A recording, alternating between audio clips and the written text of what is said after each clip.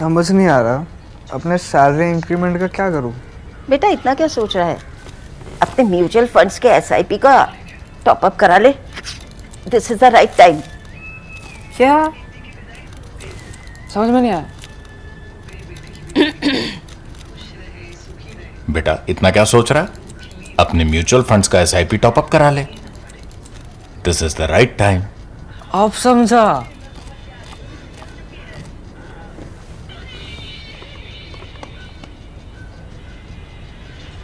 Mutual fund investments are subject to market risks. Read all scheme-related documents carefully. This is the time when France has emerged as one of India's most uncluttered strategic allies and backers. And I will give you some examples. India, and I take you back almost 25 years. In 1998, India tested the nuclear weapons. The first time in 1974 were not weapons, that was called a peaceful nuclear explosion. 1998, Pokhran. Around the same time that Pokhran was being conducted, a high-level French delegation was on its way to India. Now, at that point, immediately India was hit by sanctions, so much so that Australia, which is now a friend of India, strategic friend of India, Australia has always been a friend of India, but now a strategic friend and partner of India, partner in Quad. Even Australia threw out Indian students, Indian officer students in their military academies the moment India tested the nuclear weapons in Pokhran. That was Pokhran 2. So everybody, the whole Western world and the Western ecosystem, Australia is not exactly in the West, it's not the Western world, but the Western strategic ecosystem, yes, it's a member of. So all of them immediately blackballed India. The one country that did not do so was France. So French delegation did not cancel its visit, it carried on, it arrived, and in fact, France was the only major Western country that did not condemn India for its nuclear weaponization. In fact, the leaders of France even earlier had been giving speeches, particularly when they visited India, saying that isolation of India, the nuclear isolation of India was not serving anybody's purpose and India deserved and needed a special dispensation. Now that's one.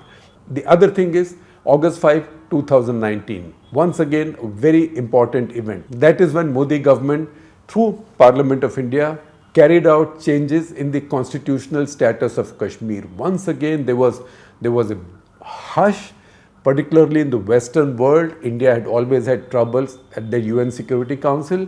In the past, it was just the Soviet veto that bailed out India. All other countries were against India on the Kashmir issue. In this case, by this time, Russians were also a bit wavy, and the British, as usual, were playing their games. The games that the British played at that point, these have been documented by Syed Akbaruddin, who was our ambassador to the UN at that point, and whose job it was to counter some of that. At that point, the country that stood by India most firmly and steadfastly was France. Of course, by this time, there was a change in the global balance of power, also in India's position. So the Americans also were not so hostile to India. In fact, they were helpful to India.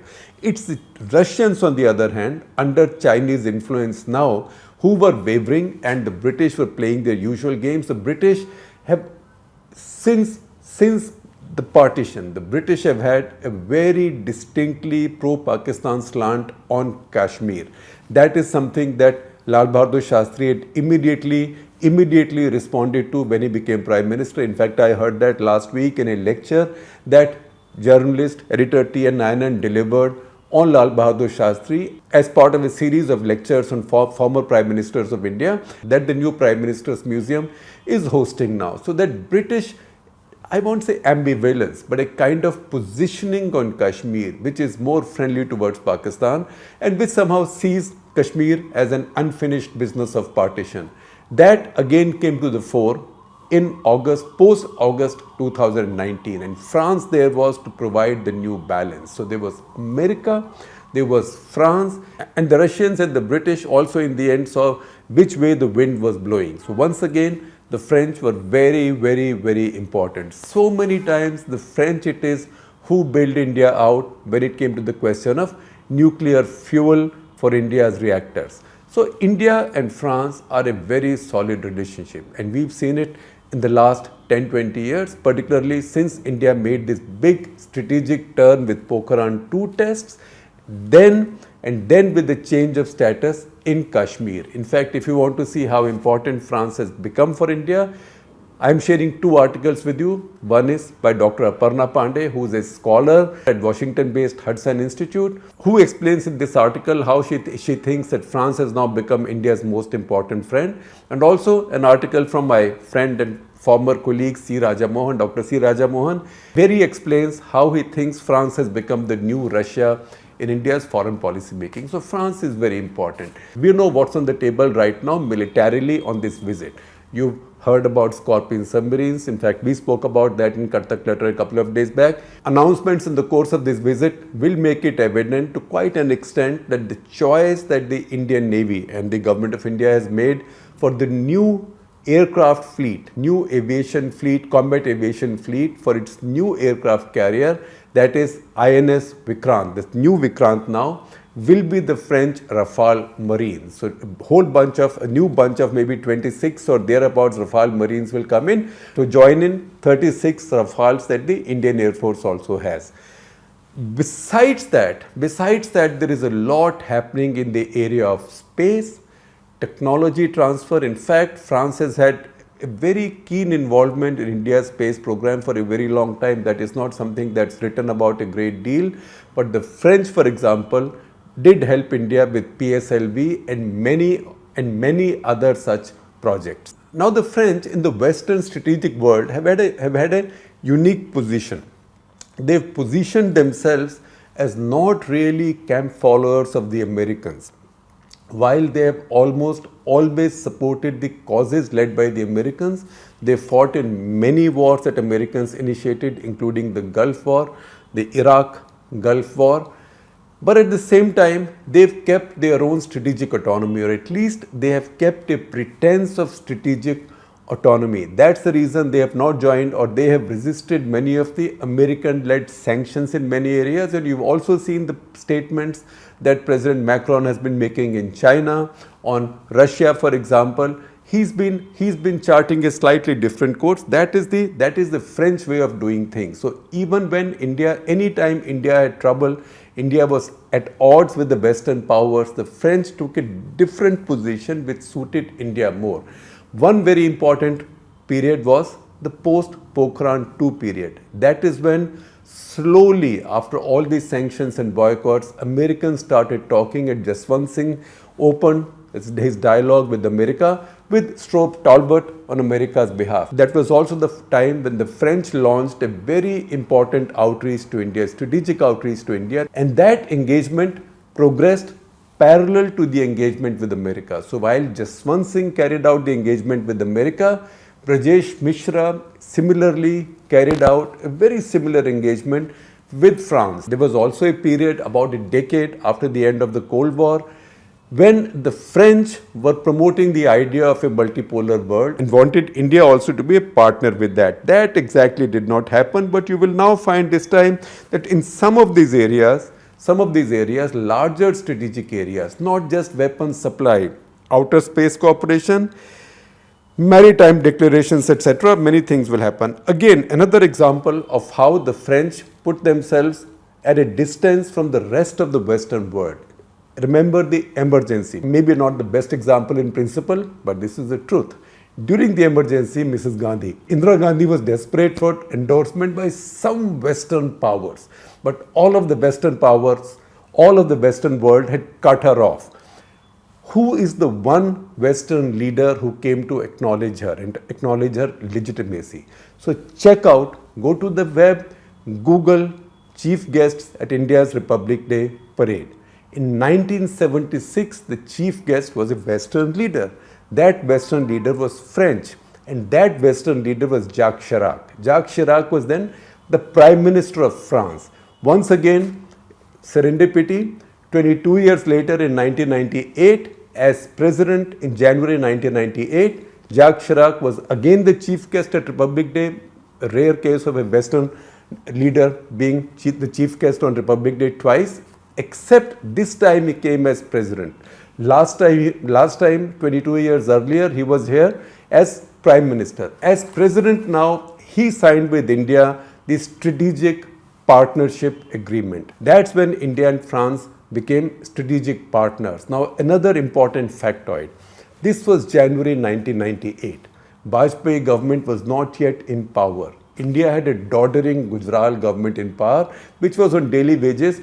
Everybody knew that government will go very soon, and yet the French took the risk and they signed that strategic partnership agreement. This is also a tribute to the Indian system that from Gujarat to Manmohan Singh, now to Modi, the same progress movement in the same direction is continued. In fact, while Prime Minister Modi goes now to Paris as guest of honor on Bastille Day, in 2009, at the same parade, Dr. Manmohan Singh was the guest of honor, and similarly, a tri-service contingent had marched. In fact, as you would expect, one of the tunes they were playing were still Sare Jahan Se Acha Hindustan Hamara, although I also see some references to Kadam Kadam Badhaye Ja, Haste Luchai, which are the familiar themes of Indian military's marching bands.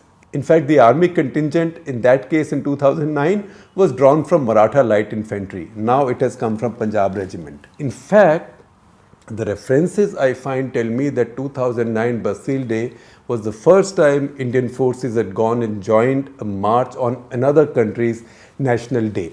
So this is a very thick, strong relationship.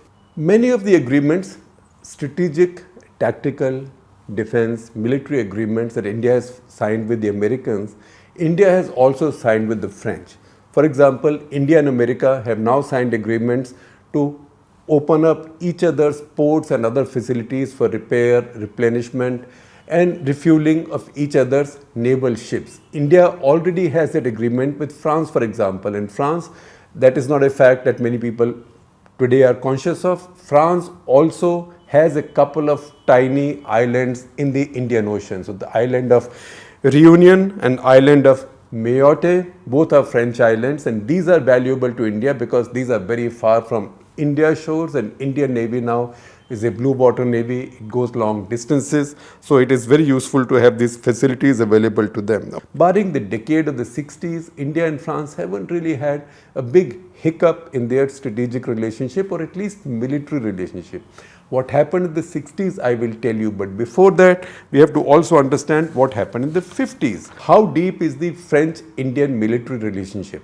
There is no better example than of the fact that since India became independent, Indian Air Force has almost never not had a French fighter aircraft. So I hope you caught the double negatives in this. What it means is Indian Air Force has always had a French fighter aircraft. In fact, you can finish it further, and I can say that Indian Air Force has always employed a French fighter aircraft made by Dassault, the same company. So 1953, India placed the first orders for its first jet fighter, that is Oregon. Oregon was renamed Tufani in India, made by Dassault. By 1956-57, there were 104 copies of this because India bought several tranches of this. By 1957, India ordered yet another fighter aircraft. This was more a ground support interdiction aircraft, that was the Mystère. Mystère was also made by Dassault, bought in 1957, served in the war in 1965, a little bit in 1971 also, was retired in 1973. Its successor then was the Mirage 2000, which now has been joined in by Rafale. So at this point, Indian Air Force employs not one, but two fighters made by France and made by Dassault of France. So that is how old and how deep the relationship is. Now, while the Indian Air Force was doing this, others were also not lagging behind, because remember, the Western world, the American-led Western world, was not very enthusiastic selling armaments to India. The British sold India some armaments, partly because they owed India a bunch of sterling credits, pre-partition sterling credits. But beyond that, the Western world was not willing to give India too much. So in 1959, India bought their first aircraft carrier from the British, that is the first INS Vikrant. That INS Vikrant got its anti-submarine warfare suite from the French. In fact, the anti-submarine warfare aircraft that INS Vikrant employed, the Allies was imported from France, and that stayed in the service for a very long time. In fact, this is not something that's very well known. In 1971, Indian Navy suffered one major loss with the sinking of INS Kukri, which was a small frigate. Beyond that, it also lost an Allies aircraft. This Allies aircraft was on an anti-submarine warfare patrol on the western coast, because that was a time when Pakistani submarines were lurking around there, and they had sunk Kukri, a Pakistani F-104 starfighter which had come on a bombing and strafing mission, again searching for the Indian gunboats which had earlier gone and carried out missile strikes on Karachi or trying to bomb the fuel storage for those gunboats. That F-104 on its way back found this Allies, which was a propeller aircraft, not really equipped to fight in the air. It found it coincidentally, and it was fair target. This was the period of war. So that F-104 starfighter shot down that Allies. That was the Indian Navy's first casualty in air, first and only casualty in air in the 1971 war. That was also a French-made Allies. The Indian Army has not bought that much from France, but it's not as if they don't employ anything French. In the 50s again, in 1958-59, Indian Army bought a bunch of tanks. Indian Army figured that they needed a light tank. They needed a light tank, one, in case things got really bad with the Chinese, because trouble had started, tension had started. Some ambushes and some incidents had taken place in the Tibetan border, but also because a light tank was considered needed for the eastern sector with Pakistan, because a lot of the ground there happens to be soggy, may not support heavy tanks. So AMX-13, that was a lighter tank, that was ordered also from the French. About 100 of these were bought over time, and they saw action. In the 1962 war, they did not really fight, but these were the tanks that were lifted to Chushul when the airfield at Chushul came under threat from the advancing Chinese. So that is the famous story of India taking tanks to Chushul. These were the same light AMX tanks. In fact, in 1965, when the Pakistanis made their big advance into Cham under the UN Security Council resolutions, on the Indian side, India was not allowed to keep heavy equipment. So the only armor India had there was a squadron or two of the same light AMX tanks. These were from the 20th Lancers, one of the storied regiments of Indian Armored Corps. And these are the ones, AMX units, which withstood the first assaults from a much larger and much more superior Pakistani tank thrust in that area. The decade of the 60s was troublesome, because the decade of the 60s, India tilted towards the Soviet Union, and there was only that much that India could buy. So India was also getting pretty much all that it needed from the Soviet Union at that point. After the 65 war, the Pakistanis had their arms embargo from the Western world, from the Americans and the Brits. So they were searching for new sources. So where did they get their sources from? One, they were the Chinese, so they got a lot of stuff from the Chinese. They got F-6 fighters. They also got some T-59 tanks, but they also started buying quite a bit from France. It was in that period that the Pakistanis bought from the French their Mirages, Mirages 3s and Mirage 5s. In fact, they are still driving those planes, and it's very interesting, it's fascinating that in that last little skirmish that India and Pakistan had in the air, the aircraft India first deployed to attack Balakot, they were French-made aircraft, Mirage 2000 made by Dassault.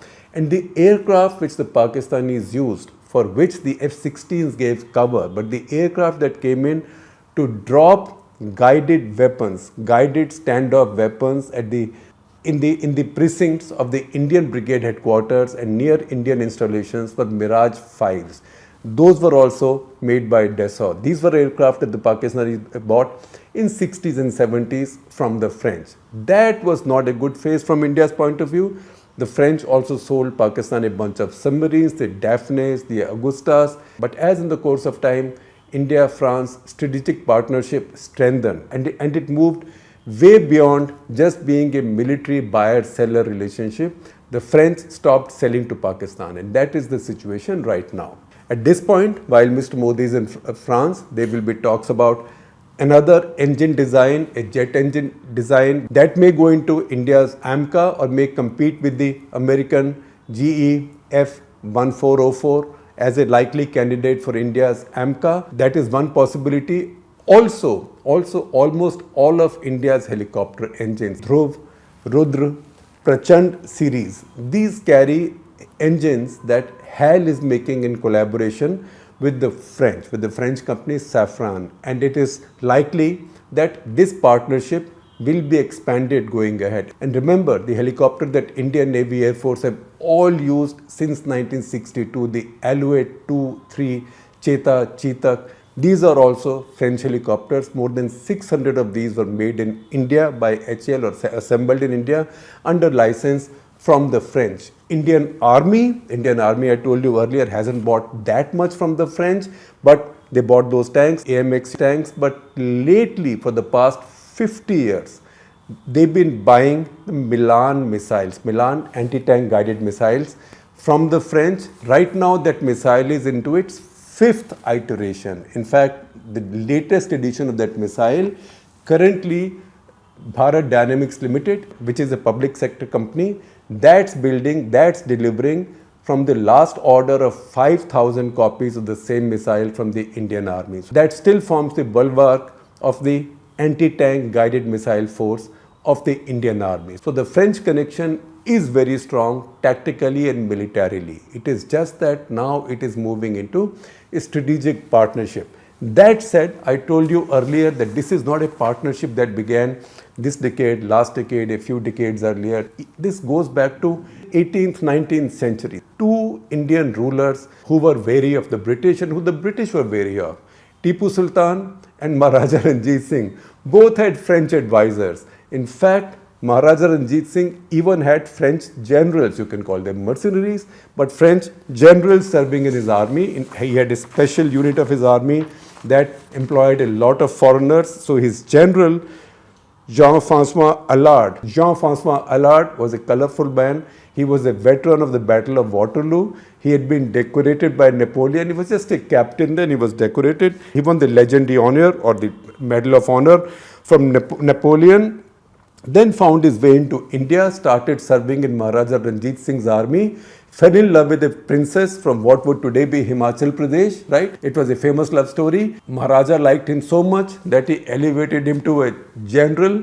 So while he won his Legion d'Honneur from Napoleon in France, he also won from Maharaja Ranjit Singh an award called Kaukab-e-Iqbal-e-Punjab, which means the brightest star of Punjab. So that was an unusual Frenchman, and little sidelight about him. In his hometown of Saint-Tropez, he built a small palace named after his Indian wife and the Indian princess. He went back from Maharaja Ranjit Singh's service and then decided to come back again to India. He was missing India. So when he came to India, the story goes, I don't know how authentic it is, but it's generally believed that when he came back to India, he left his wife behind. And one of the reasons he left his wife behind was the fear he had that in case he dies in battle in service of the Maharaja, his wife might be under pressure to die by sati in India. And that's the reason he left his wife behind. The palace he built in Saint-Tropez, he named after his wife. The rest is a complex story. That is something we talked about in our episode of Pondicherry, because in the 18th, 19th century, the British and the French were always fighting wars and making peace. And I think in that episode in Pondicherry, I had said, if you want to understand all the history of the British and the French war and peace in those decades, you just have to look at the history of Pondicherry, because anytime they fought in Europe, they fought in Pondicherry. Because the British were so many more than the French, the British won Pondicherry. The moment they made peace, the British gave Pondicherry back to the French. And that game then carried on. That is something that these two Indian rulers, both of whom worried about the British power. One fought the British power, the second became so powerful that the British power decided not to mess with him. That was namely Maharaja Ranjit Singh. And one of his main commanders, who he also used to train his army in the methods and style of a modern army for that era, was a Frenchman.